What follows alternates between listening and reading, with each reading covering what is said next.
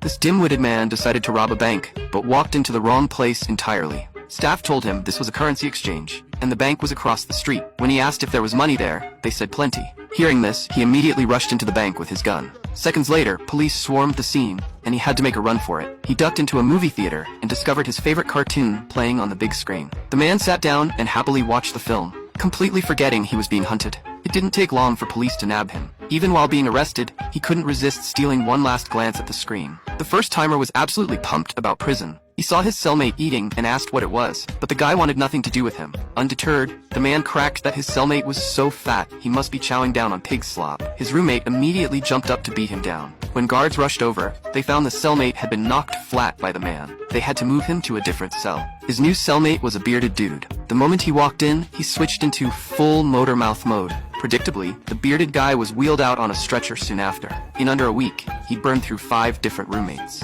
The warden brought in a shrink, figuring the guy might be mentally unstable and could be shipped off to a psych ward. But when questioned, the man completely tuned out the doctor, obsessing over catching a fly on the desk instead. The psychologist informed the warden that he had 0 psychological issues and was just plain slow. The psychiatric hospital wouldn't take him. At his wit's end, the warden had a light bulb moment. He decided to stick the guy with Paul. Paul was a professional hitman who'd not only stolen the crime boss's girlfriend, but also made off with the gang leader's dirty money. Police caught him during his getaway, but he'd already stashed the $10 million. No matter how hard the warden grilled him, Paul stayed completely mum. The warden figured this chatterbox might get Paul talking. The man was thrilled with his new cellmate and immediately started sharing his escape plan. Step 1. Play dead. This is a hilarious short film called Ruby and Quentin.